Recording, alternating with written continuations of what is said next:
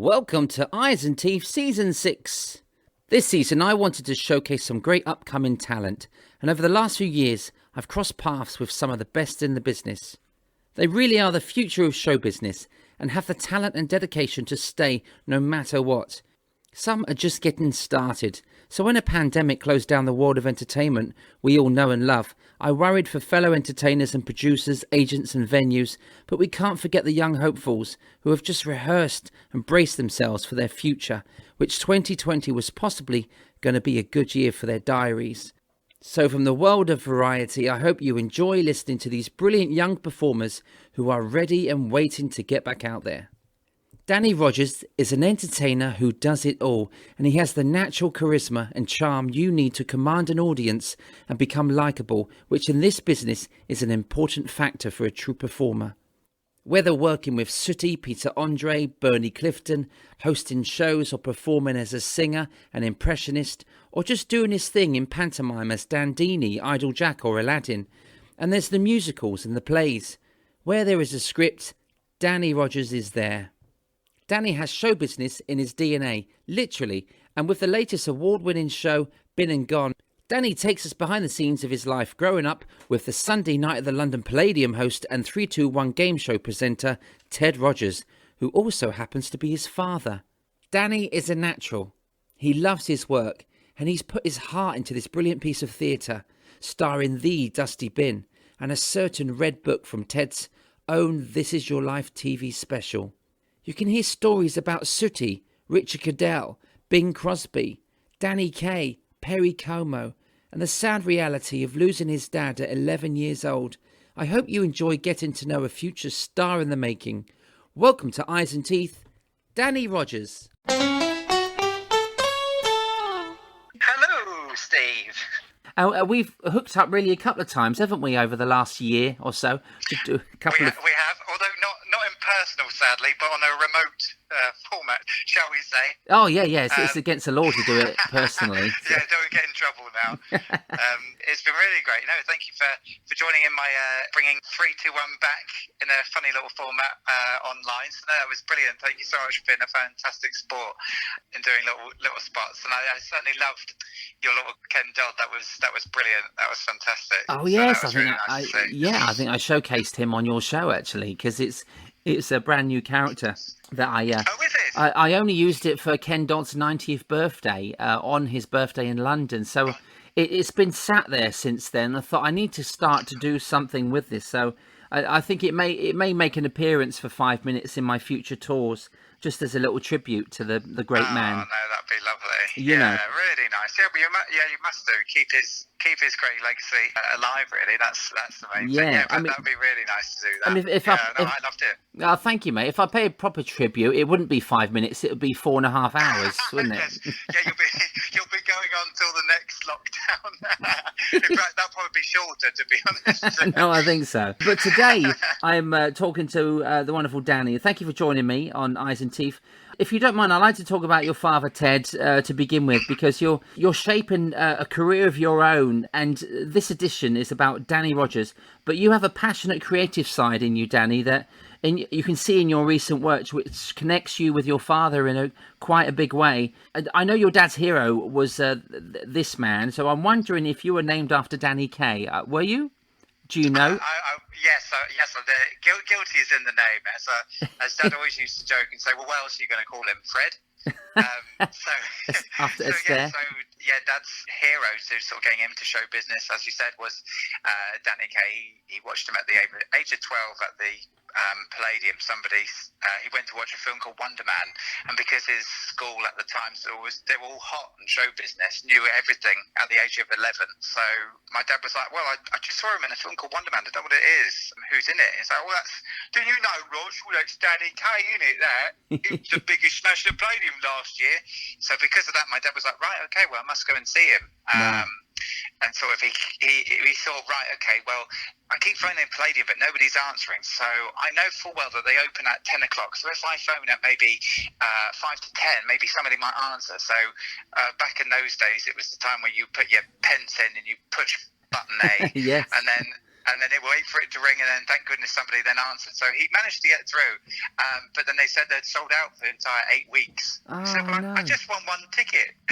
So I'm sorry, you can't come and see it. I mean, you could come and get a standard ticket. So I said, standard ticket, that sounds great. What time do you start queuing? 6 o'clock in the morning. Wow, really? To which they were. He thought, right, okay, so he got a bus with his mum off to the Palladium, but already at 6 o'clock they were queuing halfway down, I think it was called Great Marlborough Street. I think it's still called the same. And just thought, blimey, they're already here. But queued for 4 hours and got his standing ticket. And yeah, as soon as he saw him work an audience, well, the rest, as they say, is history. Yeah. And then kind of watched him growing up as a kid, any chance he could, either at the Palladium or touring around, really. So yeah, that was his sort of big insight into show business. And then entered a radio talent contest at the age of 16 doing impressions, but primarily doing Danny Kaye, and then got a few offers, but because he was still quite young at that moment, he thought, I don't know if I want to do this yet. I still want to play football with my mates. Right. I don't want to be touring around. So said maybe not. And then national service came up, and then thought, actually, no, I think I do want to go back and do show business. So let's try and take a stab at it. Wow. And yeah, it kind of just sort of built from there, really. I mean, he wasn't too pleased because the first thing he got as he came out of national service, he went, look, I went to the Labour Exchange and said, I want to get a job in show business. And they gave him a job at Keith Prowse, which was a ticking booking agency. So a lot of his mates said, you've made it, Ted. And I'm like, yes, thank you very much. Selling tickets. But no, thank goodness it sort of took over from doing sort of little bits and bobs from sort of pantomimes and summer seasons. It then sort of started to snowball from there, really. Wow, amazing. Well, that's one hell of an answer, by the way. And Yes, usually people just say yes. A bit of a long-winded answer. No, not at all. That's exactly what we need, mate. But just a yes, I'd have been disappointed. But no, please keep talking. I love it. But I worked at the Palladium when I was 19, 20 years old. I got a job selling programs, and I was an usher at the Palladium for 9 months. So I knew the history of people like your father working there, and Brucey and all of Jimmy Tarbuck, all of these greats up on that stage, and I was a budding ventriloquist. I've been doing it for 8 years, but there was no work in that time when it was sort of after pantomime or after summer seasons. You had to find work within that time. And so I was ushering for a while, just dreaming of being on the Palladium stage. And so your dad fulfilled his dreams, really, didn't he? And he ended up hosting at the London Palladium and worked on a Royal Variety Show as well. Yeah, that's right. Yeah, so I mean, it was funny actually, because I didn't realise from sort of finding clippings, because each time I sort of find new stuff about my father and things, and I didn't realise actually that when the Palladium hosting came up, so after Bruce Forsyth, apparently both Jimmy Tarbuck and my dad went for it, but because my dad's nerves got the better of him, Jimmy Tarbuck, funny enough, he got the job before my dad did, which was sort of quite funny. But yeah, my dad took over from Jim Dale, so 1974, that was. Yeah, it was sort of coming to the end of its sort of series. So unfortunately, there wasn't that many kind of clips, really. But then that year, he got to sort of, I think he was touring, with Tom Jones, and that kind of got him co-hosting the Royal Variety performance. And then Perry Como, he was one of the headliners, as well as Josephine Baker. Yes. And Dad went on to do his spot and then came off. And as he came off, the guy said, "Hey, kid, walk this way." And thought, I don't know what he's on about, but okay, I'll follow him. Took him to Perry Como's dressing room and said, "Look, we're doing a tour in spring. Will you do it? Will you do it?" And Dad's famous words were, "Well, what do you say to Como? No?" So Dad became his kind of warm-up man on his British tour. Amazing. And at the end of the tour, Perry Como said to my dad, he said, "Look, I won't forget you, Ted." And thought nothing else of it, because you know what it's like in this business. People sort of say that, and you never want to sort of take it as meaning something, just in case, if, I don't know, you never know what's going to happen, especially I think it's someone like Perry Como. So my dad thought, okay, very nice, but probably won't hear anything else. And then a couple of months later, he had a phone call on a Saturday night, which went, "Is that Ted Rogers?" I went, "Yeah." "Bing Crosby in San Francisco." He went, "Oh, don't bloody give us that. Who is it? Come on, who is it?" I thought it was one of his mates, just having a wind up. Wow. But no, it was him. He said, "Look, Como says you're the fellow I've got to work with. I'm coming over doing a British tour with you. I don't just want you to do your act. Do you sing?" So my dad said, "Well, yeah." She said, "Look, I want to do a song with you, and I don't want to do a double with you. No, like I do with Bob Hope." Amazing. So my dad was just like, yeah, that's fine, Bing. Thinking, oh gosh, crikey. Oh, wow. It was just surreal, really.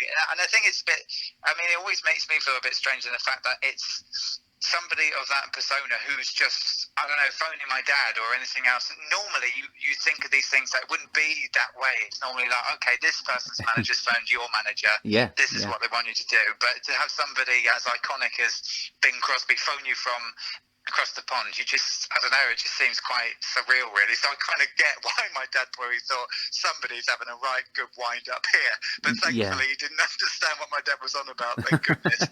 But yeah, so that kind of took that part. But it was through doing that, actually. I think my dad was in America with Bing, got a phone call saying, "Look, we're doing a pilot for a game show." And that's where that kind of happened as he was doing it, really. So flew back and did the pilot, and then that seems to come across as well. Sadly, I think with Bing's tour of his sort of celebrating his 50 years in show business, they were planning on going, I think it was Australia, I'm not too sure, but they finished in Brighton, and then Bing then flew from there to Spain, had a round of golf, and sadly that's where he had his heart attack and passed away. So who knows what might have happened since after that. I just don't know, really.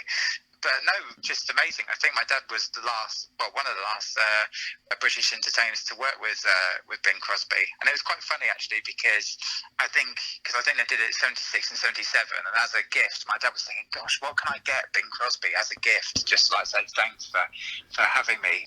Went to Macy's I think it's in New York. So I think, "Gosh, what can I get him?" And then found a silver golf club. Thought, yes, that's the present to get him. So gave it to Bing, and apparently got a note saying, "Dear Ted, thanks for the wand," which is quite a nice sort of supplement. But yeah, just surreal, really. So I think, certainly for my dad's sort of upbringing, sort of in terms of seeing Danny Kaye and then working up Butlins and sort of, doing the summer season and pantomimes, then hosting something like the Palladium, then Royal Varieties, and then Bing Crosby, that for him, thought that was the pinnacle. Ice and Teeth. For the majority of people, obviously know Dad for 3-2-1, which is obviously quite understandable because that was the prime time TV, really. There was no other channels. You were lumbered with it, I'm afraid. You had no choice. That's true. There was only 3 or 4 channels, wasn't there, at that time? So I guess that's what we watched. Well, we watched 3-2-1. I think it was on a Sunday. We would watch it after our bath time as kids, and we grew up watching it, and it was fascinating. That's where I know your dad's face from. As you know, I worked with your dad once, and it was an incredible experience. But I knew his face straight away from the meeting that we had at the beginning of the cruise. I was like, "Oh my God, that is Ted Rogers," and I was like completely in awe. And knowing because of 3-2-1, it was so iconic. Well, I guess that's it as well, is the fact that this is somebody in your home, so you have that connection with them, don't you? You feel that, oh, they're part of the furniture. It's this time, it's family time. That's what's quite sad in some ways, is that there's not really that many channels, or not channels as such, but programs really that you sit down all together as a family, really. Yeah. So I guess it adds that extra sort of nostalgic feel, doesn't it, really? Because you go, "Oh yeah, I remember watching that," going, "What does this clue mean?" Or what, have they won the prize, or have they won the bin this time? So yeah, you've got all those kind of memories, I suppose, that you associate with. Sadly for me, I don't really have that as much because I was born after it was after it had finished, so I was playing catch up as it was sort of being played reruns on Challenge. I would sit with my dad, and he would go, "Right, what do you think that clue is?" And I'd be thinking, I don't know, is it holiday? He went, "I don't know," and I'm standing there reading it out. I can't remember.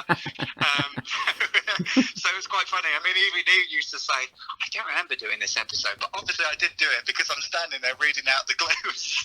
Wow.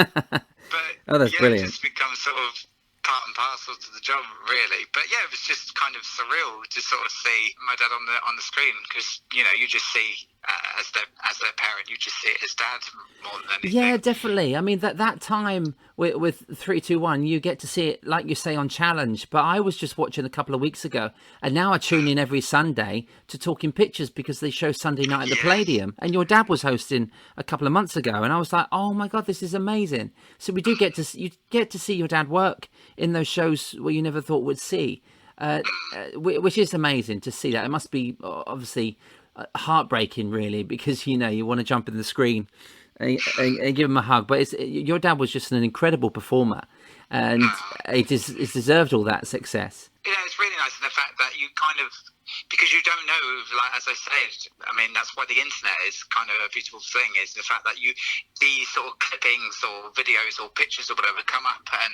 because your parent isn't around anymore, and because they're quite popular, particularly at the time, things sort of come out of the woodwork and you see them and you go, amazing, it's really nice to see this, because I've never sort of seen it before. So you really do treasure that, and the fact that it's just timeless, really. You can see it at any moment, and it's quite nice, like you said, in the fact that people get to see my dad, as well as other entertainers, sort of doing something different that wasn't just maybe presenting a game show or, I don't know, something completely off the wall that they're not sort of used to. Yes.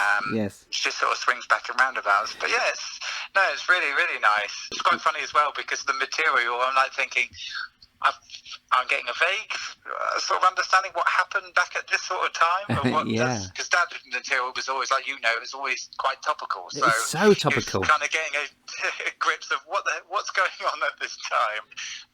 That's amazing that he could do that. Yeah, I saw that topical in him when I watched him work, and I couldn't believe how up to date his act was, because, I mean, firstly, because I knew him as a TV game show host, I did not know until I did that cruise he was a stand-up, and how incredible he was at doing what he could do, because he'd done a lot of this word association and really fast talking, and he blew me away with all of the almost tongue twisters that he would do within the show. And I've seen some wonderful clips today of Ted doing this thing with Bob Monkhouse, and they've done a tongue twister song, and I think you've posted quite a few of these clips, so thank you for that.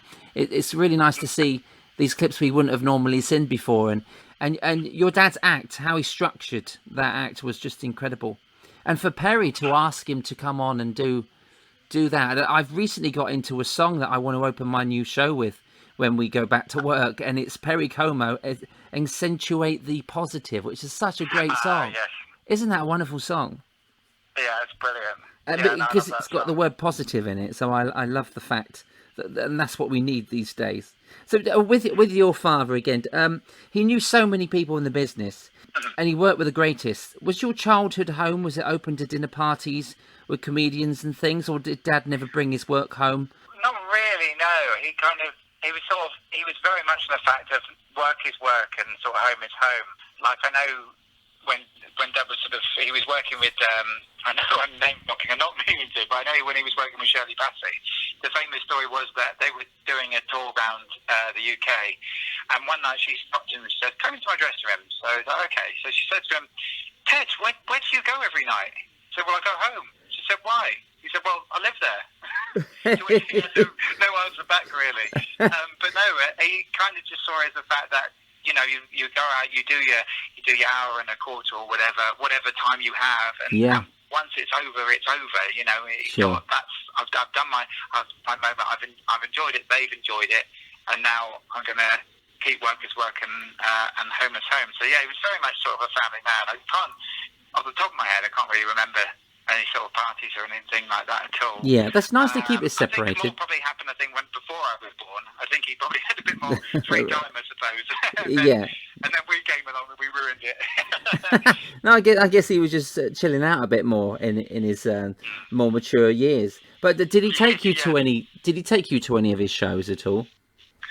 Yeah, well, that was, for me, that was the magic for me, and the fact that when it was either sort of summer seasons or pantomimes, I loved them because the school obviously was broken up, and any chance I would watch that in the wings. I would mimic him in the wings. He'd be doing his act.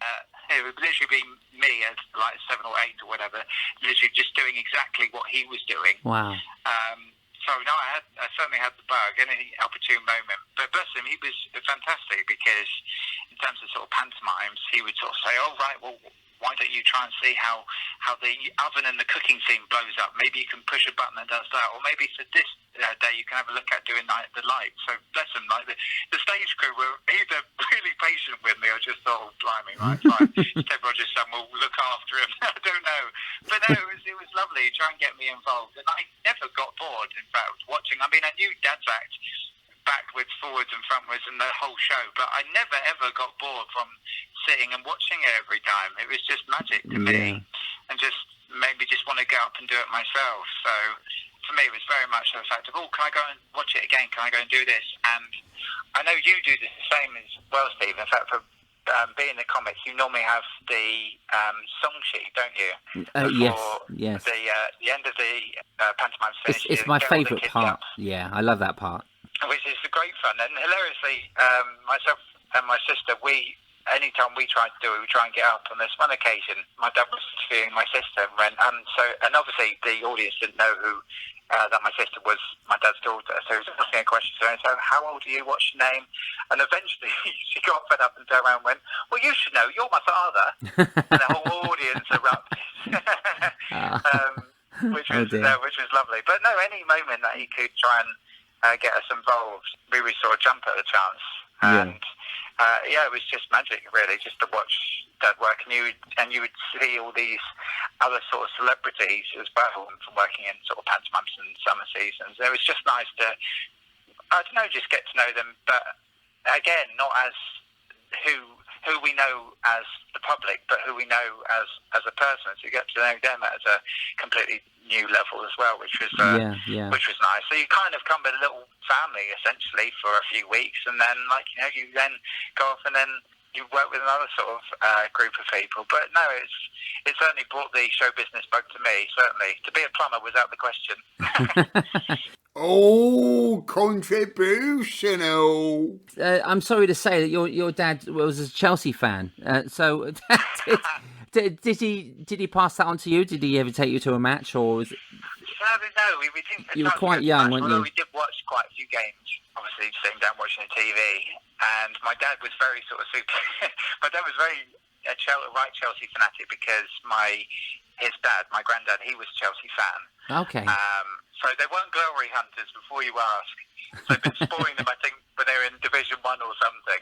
Yeah. And my granddad, quite funnily, he was quite naughty in some ways, because he used to go and watch Chelsea play, and if they didn't win, he used to try and start a fight.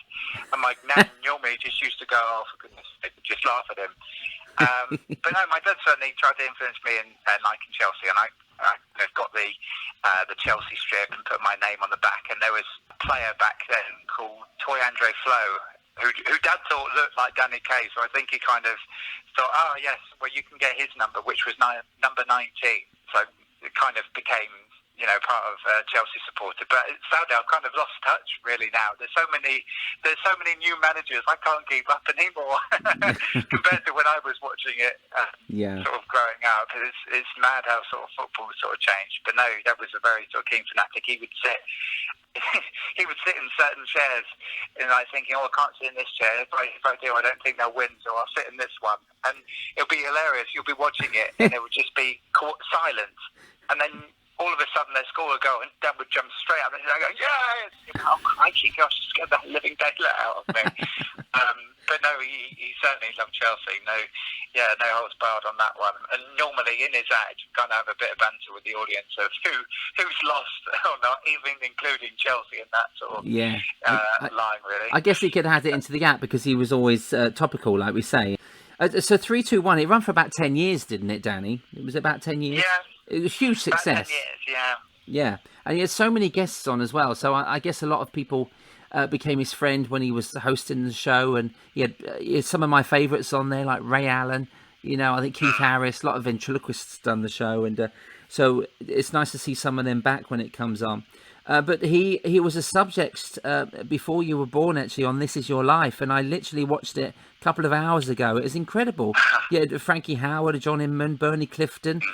We know Bernie now. I know you know Bernie, and he's a wonderful support. And just all these, all these wonderful people that turned out for your dad's, which is a wonderful accolade to have on the show like This Is Your Life. It was so nice. So he was very well respected and loved in the business, wasn't he?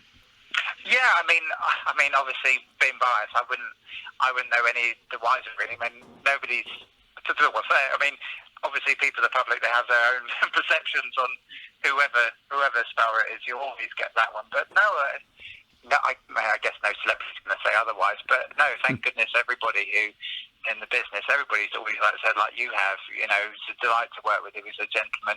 Always topical, always immaculate in what he wore on stage. Yes. And it's just lovely to hear, because obviously Dad isn't around anymore, so it's just nice to hear other people's sort of perceptions of him. Because I was only 11 when my dad passed away, so yeah, it was so sudden. Boy, there's a lot of questions there that you don't, and sadly probably won't know all the answers to. Yeah.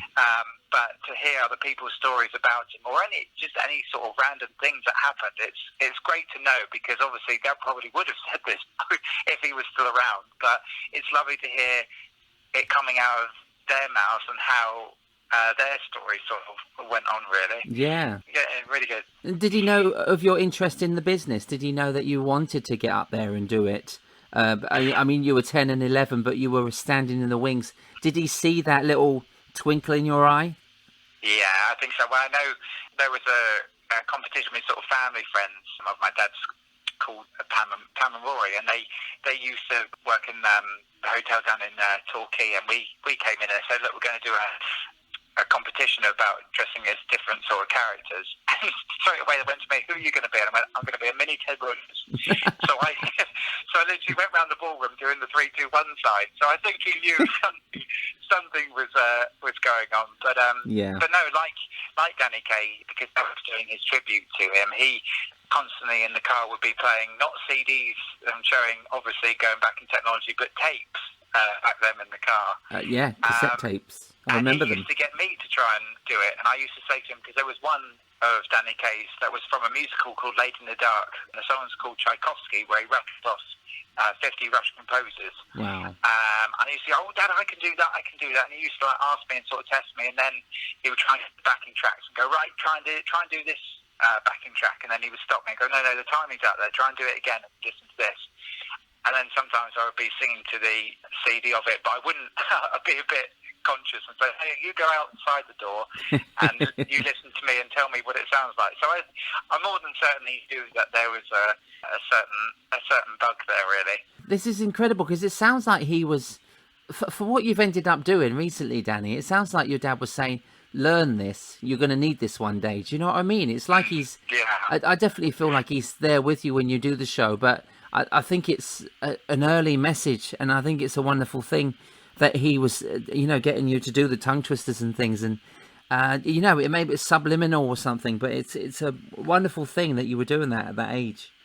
Well, it's what's nice is, and quite a bit sad really, because I know Dad sort of got this little bit. It's that because I've been brought up on Danny Kaye, I've watched his films and know majority of his songs and sort of scat singing and things.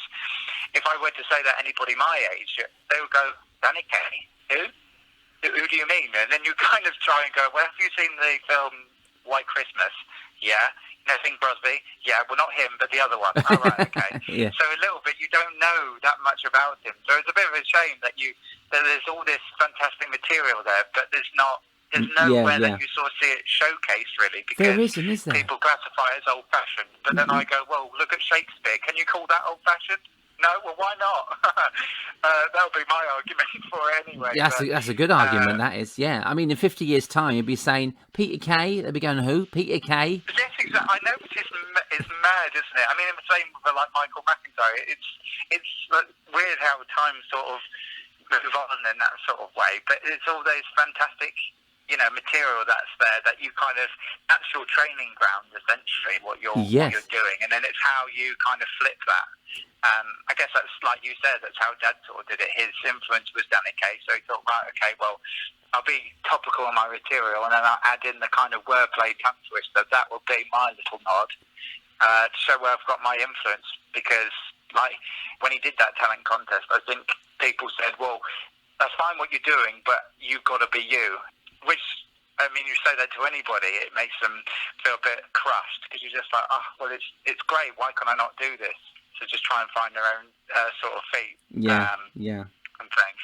But no, I just sort of took it in stride and thought, okay, right, well, I'll do this then. And then kind of came full back circle in the fact of going, right, well, I've done that now. Now I want to pay homage to my hero, and that's why he created his tribute show to Danny Kaye, which was called Danny and Me, which was just a sort of selection of his songs and partly of his life, which was really nice to see. But it was odd, because he said that he went to, I mean, I think this obviously happened before I was born, but he went to see Danny Kaye's widow, Sylvia Fine, and sort of said, look, I'm wanting to do this show, and had to sort of collect the rights on certain songs, and he had to negotiate with her and say, look, I can do this one, and you can do that one. She'd go, really? And then we'd sort of do it. So it's a bit mad, really, and sort of thinking that my dad was sort of performing to Sylvia Fine, who wrote all that fantastic material. Oh, that's amazing.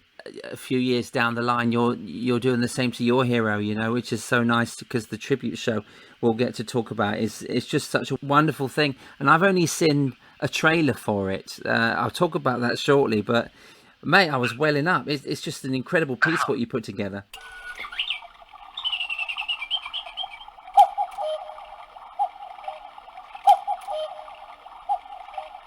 Now, I first met you, Danny, when I was a cabaret at Warner's a couple of years ago. I don't know how many years ago it was. I was a guest cabaret. I was so happy to meet you, and you introduced yourself to me. And I quickly told you, I've worked with your dad. You know, I told you then. And then I saw you a few years later in Breen. Was it Burnham-on-Sea, presenting a Sooty show? That's right. And so how did the Sooty show come about? I saw on that afternoon, I had to stay and watch. And it was a pure natural talent for hosting this show. You seem to really enjoy being there. And can you tell me about your collaboration with Richard Goodell and the Sooty world? Because what you done then was just a brilliant show. Oh, thank you, Steve. That means a lot. Thank you. It was weird how that came about, really. There was sort of an audition that was being advertised for presenter of the Sooty show. And it was actually my double act partner, Jamie Claricoat, so I sort of we're part of a double act and things. He saw it and said, I think you'd be really good for this. So I was just like, really? He said, yeah, I think so. So I went down to Burnham-on-Sea to sort of read the part for the presenter. Now, call me silly or whatnot, but I didn't think Richard Goodell would be there. I was in the mindset of thinking, he won't be there, it'll be somebody else. Yeah. And as I pulled up, I saw like the City van, so I was like thinking, okay, right, I'm in the right place. And got there a bit early and opened the door, and through the double doors that were clear glass, I saw Richard Goodell, who was auditioning somebody. I thought, oh gosh, I've got to do his role in front of Richard Goodell. Like, this is, I don't know, I'm not prepared. I'm not prepared for this. I'm prepared for the audition, but I'm not prepared for this. So I thought, crikey, right, okay. But I was quite lucky in the fact, since I got there a bit early, I sort of saw where Sooty and Sweep, where they were going to be. So I sort of had a little practice to myself and thought, right, just calm yourself down, it'll be fine. Sort of went in and introduced myself, and it was quite nice. Richard was it was him and another guy called Martin, and he just sort of made it completely relaxed straight away, which was brilliant. He just sort of said, well, do you want a tea, a coffee? And normally in audition, you never get that, really. It's a case of, like, come in, do your stuff, and then if you're lucky, you'll hear something. Yeah, definitely. So Richard nice is one of us. He just broke that ice straight away, wow. Really. Because you love tea. And, sort of showed him my portfolio, and as he's sort of flicking through, I thought he's going to notice now who I'm related to. So I sort of said it, and he hadn't got to it, so I was like, oh, blimey. But then it just opened a whole sort of discussion, really, because he grew up in that sort of time and knew people who worked with Dad and stuff. And I kind of prepared something with like a little dusty bin to be like a little Sooty. So obviously he would known anyway the connection. And then said, right, okay, now we're going to try it with Sooty, Sweep and Sue. So I was like, right, okay. So I said, okay, it might be a car crash to begin with, but we'll just see how we go. And did it, and then I thought, right, okay, I think that went well. And I looked at him and went, that's brilliant. And my jaw literally dropped. I went, what? I went, that's brilliant. What more do you want me to say? And I thought, oh, crikey. Right, okay. I completely wasn't expecting this. So it sort of was there, really, kind of saying, yeah, we want you to take the part of the City Show. This is where it's going. This is what we want you to do. And yeah, it was just amazing. From watching it as a kid, it was like a dream come true. I mean, it was a kind of, well, it was surreal, really. Yeah. I mean, one, Richard Goodell saying that's brilliant, and then two, sort of actually doing it. So yeah, so that was doing the show down at Breen, and then touring around the holiday parks of Pontin, so doing that as well. So yeah, it was fantastic. It really was, and it was just crazy to be interacting with Sooty that you see watching on TV. You just don't. Well, you never think. You like to, you dream big and this, that, and the other, but you never think, oh, crikey, this has actually happened now. But yeah, it's just magic. Especially see the kids' faces when Sooty would appear, and you're looking for him where he is. The kids just go crazy, and I just love it. Water pistoled as well. It couldn't be. It wouldn't be Sooty without that. So no, it wasn't. It was just it was perfect, mate. And I sat there with my family. I was introduced to you afterwards again, because I know we met once before. But my friend Brian and Catherine Sanford work down there, and they live there as well. They're wonderful people, and Brian obviously does sweep, and they introduced me to you, and I was just blown away by your performance, the warmth of you as a presenter, and the natural ability that you've got to actually, talk to a puppet. It's better than me, and I've been doing it for 30 years. Don't be silly, never. No, it was so natural, mate, and I really enjoyed it. I'm so glad I got to see you perform then. Just fantastic. Me too, because it was like a full, like you said, it was like full circle. I was blown away by watching. I first watched you on Britain's Got Talent, and I loved you on there. Thank you. And because I was working at Warner's, I thought, wow, and I watched you at Britain's Got Talent, and I love what you do, and I remembered that you worked with Dad, so I wanted to come and see you. Loved your act, and I thought, I don't want to be silly and sort of saying hello. And then I think somebody you knew introduced me to you, and it was brilliant that that happened, and we got to kind of have a chat about that, and then sort of full circle, like you said, down at Breen as well. So sort of really, but yeah, it was really, really nice. What plans did you have when you started out, Danny? Did you want to be an actor, a presenter, comedian, singer, or was you just going with the unpredictability of show business? I guess, Steve, it's just sort of the unpredictability in this, really. It's just the fact of just I think, like Dan said, just be open to everything, obviously within reason. But I mean, sure. Just as long as you're open to stuff, then your career in this game, you have fingers in all different sort of pies that you can be adaptable. I know for Dad, he didn't want to be sort of pigeonholed, and that's kind of where I took that from. I didn't want to be, oh, he's just a pantomime performer, or he's just a presenter, or he's just comic, or this, that, and the other. I'd be, entertained in the fact that it covers all sort of areas, really. Yeah. That's why I primarily want to be in that sort of way going. But just open to everything. I guess greedy is probably the answer to that question. It opens a lot more doors. Do you know what I mean? I mean, if you've got all these sort of fingers in different pies, then those pies are great for bringing money in. So if you can have a different skill set, then it really is actually good for the future. I mean, just say that we were just touring theatres and stuff. They've all shut down for the past year. Do we have a backup plan? Danny, you could be a radio host. You can do radio because that won't shut down, and so there are other options that you can do because you're great at talking and connecting with people. So it is good. Your dad's advice, of course, it's brilliant advice. Be open to all of the options, because all I've ever done, Danny, is for the age 12 up until I'd say last year, so 2020. All I've done is be a ventriloquist. And now, in the past year, I'm hosting a podcast, and I've just finished writing a book, and I'm also now hosting a radio show. So and I've hardly picked the dummies up, only for a couple of YouTube or Facebook things.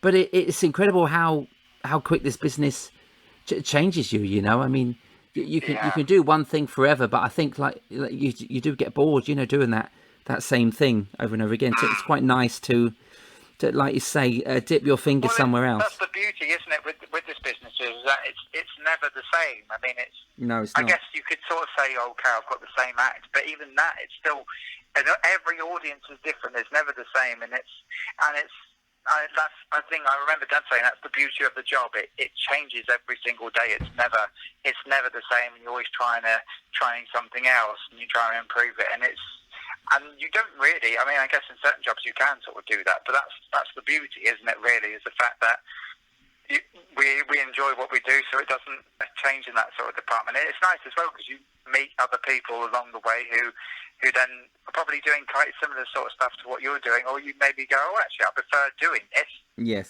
than I do doing that. So it might change it somewhere else down the line. But again, I guess in some ways, I guess with lockdown, it's a good thing is that it gives us extra sort of skills, like you're saying, sort of doing radio and podcasts.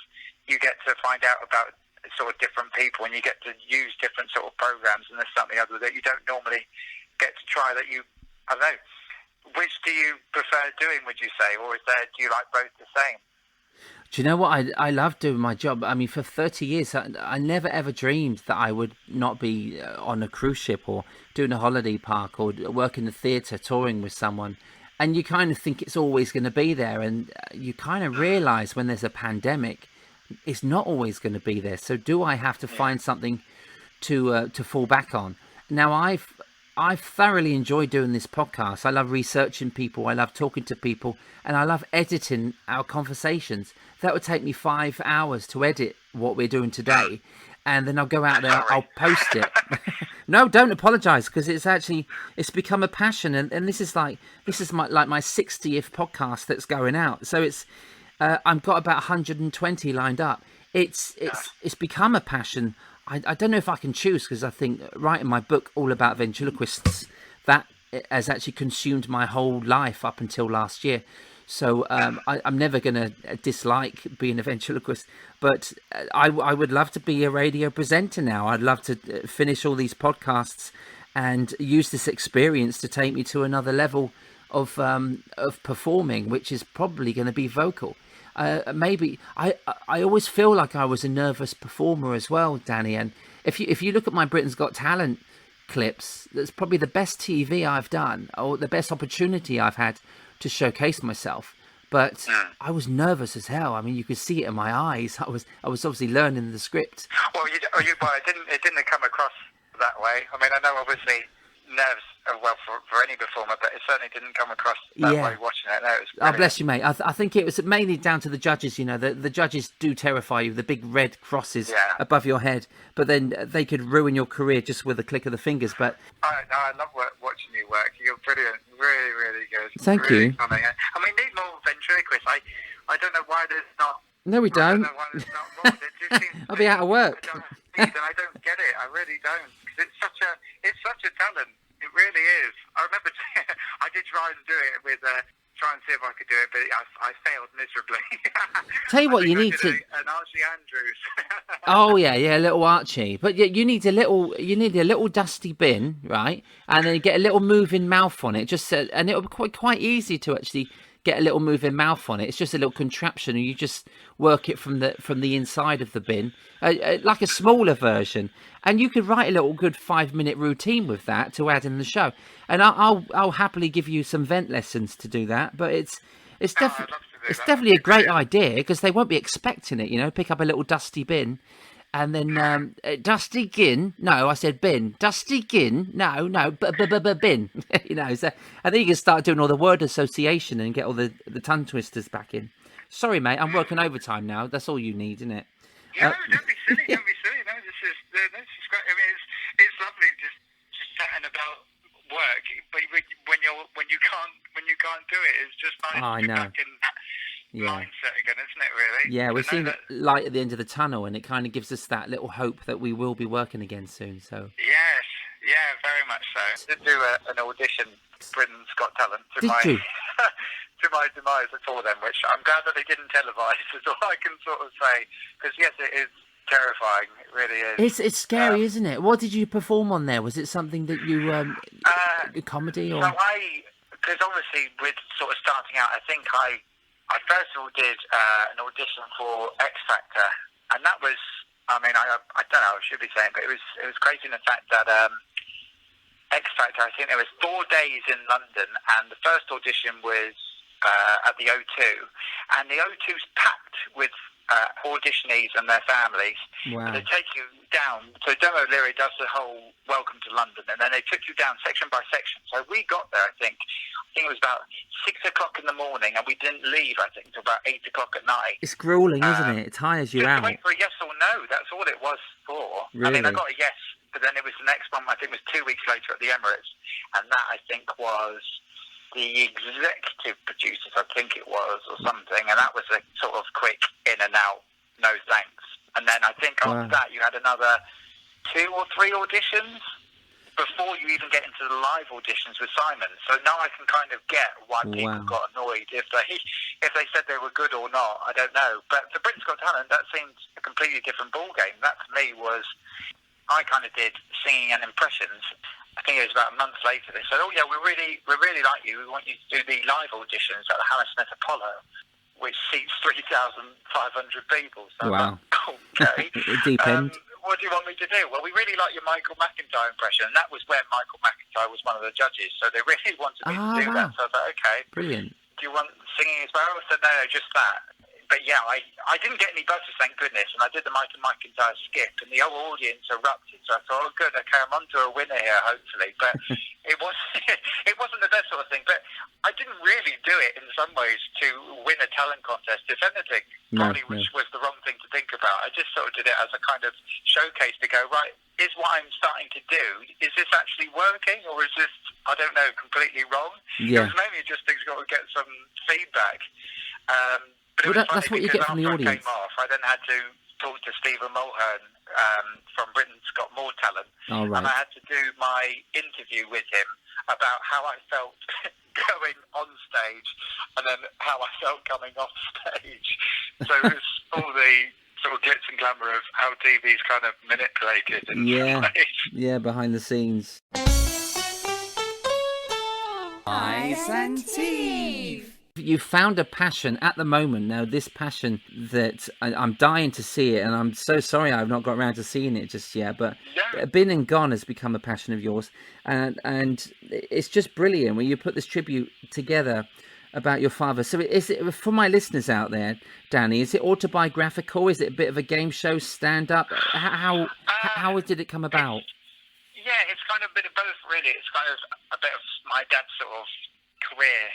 So it's establishing straight away that it's my story and my dad's sort of story about his rise and fall in sort of entertainment. But it's not all doom and gloom, because we couldn't not do a section without 3, 2, 1. So there is a bit of a game show element to it, which is quite nice because it kind of breaks the tension up. And of course, Dusty Bin is in it as well, because we couldn't do a show without him. Yeah, it's just kind of sort of personal story, but it's just more than anything. The reason for doing it was because I saw these other sort of great plays about Bob Monkhouse and Tommy Cooper. Yeah. I mean, I know for some people, I know full well, and my dad isn't in their league, and I know that. But I mean, for me, I wanted to do this show before somebody else might have a thought about doing it. But just to show people that what Dad was like as a dad, but that he was more to what people knew from watching him in the 70s and 80s of being a game show host, that there was so much more about him that we didn't get a chance to really sort of see, because it was restricted with the format of the show, sadly. So yeah, definitely, and that's why pay that kind of tribute, really. I think so. I think that's why I was blown away when I saw him on the cruise in '99. You know, I was on there for a couple of days, so that we did chat for a while, and I sat and watched both of his shows, because you do 2 shows on a cruise in one night, and I went back to watch the second one and was blown away again. It was so nice to see Ted do something other than hosting the show, you know, and he always done gags, and he done his links and introduced acts onto 3, 2, 1, but it was this talent that he had for storytelling, and you know, for the acts that I saw. So it was so nice for people to see a different side of him, wasn't it? I guess, which was so nice that you've brought that to the stage. I know my dad used to get used to get quite furious in some ways because he used to get audience afterwards go, I never knew you did that. Why did you count 3, 2, 1? Because they wouldn't let me. Really? They get so furious. They just know me for a quiz show host. They don't know what I do. And I think that's why, like with Bob Monkhouse, he was quite lucky in the fact that, yeah, he was associated with quite a few game shows, but he thankfully a show that could reignite his career of showing people, no, he is actually a really good comic.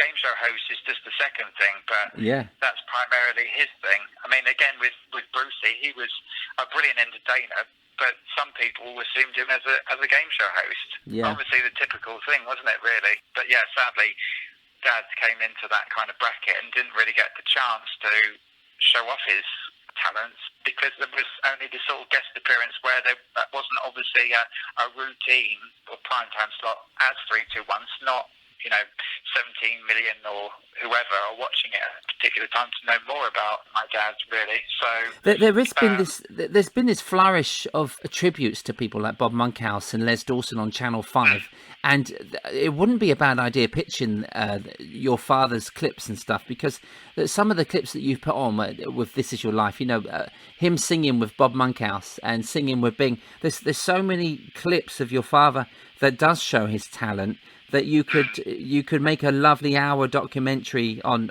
or even 2 hours on Ted. I don't know if that's something that's being pitched out there or something that may be considered, but it's definitely worth looking into, because the story of him, or even your show, you're getting some airtime on, Netflix or do you know what I mean, or on Prime, Amazon. It's just such a wonderful thing to do that, and I think people are ready. People have been sat at home for the past year watching, remakes and stuff, or watching tributes to people that they miss, and it would be so nice to actually showcase that. It's a wonderful thing that you do. Oh, conversational. I just want to talk about the video for Been and Gone. It's a wonderful trailer that you've put on there, and it's incredible. It's really poignant, and the perfection in the video that merges your father performing into you performing your father's sketches, and then it brings this really special warmth and magic to the tribute, which you must be so proud of, that you're doing this for your dad, because it really is magical. No, thank you. No, it's quite something. I mean, we didn't. From sort of doing it, didn't really think anything else of it. But once the editing then happened, and then sort of enhanced it on top with my sort of performance as Dad, and then his one. I mean, that was filmed when I was 25, and he's 31 in that clip. So there's not that much sort of difference in age. So didn't think anything else of it. But once it was sort of put together, it was like, oh, crikey, gosh, you can see the similarity. Yeah, you can see the similarity in your looks. But it must have been quite emotional for you to look back at that trailer. It really is a nice piece.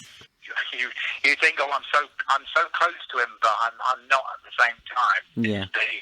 It's that sort of distance that you've got to sort of, but at least that's the real nice side actually from doing the show.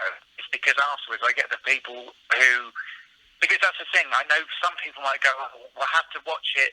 I can only watch it if I know Ted Rogers or I know Dusty Ben, and it's got nothing to do with that really, because it's about a relationship primarily between the father and the son more than anything. I mean, I tell the story so they get an insight about it, but at the end of the day, it's just the link between a dad and his son, and everybody has a link with their parents on that sort of level that they want to contribute to in that sort of way. But no, it's just nice to hear sort of people's sort of stories of my dad, from what they either they worked with him or they met him. But it's just nice because it adds in another jigsaw to sort of puzzle, if you like, really, getting another sort of insight, and you build a completely new relationship with what feels like you feel like this is an audience, and actually it doesn't feel like an audience at the end of the show. It actually feels like you've got, I guess, friends really, because there's nothing to hide behind. It's very much expressing what went on. So yeah, completely opening myself up. So I think because I've done that, they feel that they can then do that with me, which is lovely. You don't normally. I mean, you wouldn't get that from a pantomime, but of course you wouldn't. Because that'd be really wrong if you did. In some ways, the intention would be out the window. But that's what's nice in the fact that that's what the show can give to them, and it's nice at the end that they get a little picture with Dusty or the Big Red Book, which are two quite iconic pieces of TV, which the majority watching the show grew up with. So it's quite nice for them. It brings that extra nostalgia to them, really. It is. You are really bringing it all out and making it personal to the audience as well, and you're connecting your father with that audience again and all of his fans, and you're reintroducing people, to his work as well through your work, and you're showing this through your passions. But it all comes down to your performance, Danny, and how great you are at your stage presence and your acting, your singing, your dancing, and your impressions, which I've not seen yet. I can't wait to see that. I'm really looking forward to that. I hope it's not been and gone. Is it going to come back? Yeah, looking forward to it. Obviously, like many, when this, hopefully, fingers crossed, touch wood, when all this is over, when theatres and venues can get back open again. Yeah, we'd like to be back on the road with Been and Gone very, very soon. Just waiting, like many, for when we can get the green light. But yeah, certainly not Been and Gone in that sort of light. Brilliant. Like many, just waiting in the wings, as they say. Yeah, fantastic. Well, waiting in the wings, mate, and your dad will be watching you now in the wings, because he'll be so proud of you. I thank you so much for bringing the show to us, Danny. And I've only seen you work once with Sooty. That was brilliant. I can see the natural talent that you have, and you're making it your own is brilliant. And I just wish you all the best with this new show. I can't wait to see it. I'm really gutted I never saw it the first time round, and I did try, but everything clashed with my dates. But that's the problem in this business. But from now on, I'm going to work around your show, so I'll put it out there as soon as you'll get in trouble. You know that, don't you? Yeah, yes, from my wife probably. But what I'm going to do, as soon as this goes out, I'll share it with the dates of your new tour, and we'll get everybody to come out and watch it, because it's such a powerful piece, and you've done yourself proud with it. So, Danny, thank you so much for being on Eyes and Teeth. Thank you so much for having me, Steve. No, God bless you and your family, and here's to getting back in the wings. Can't wait. Thank you, Danny Rogers. Thank you, Steve. Thank you, Danny. What a great confidence he's got, and I love his stories. He's one of the nicest people in the business.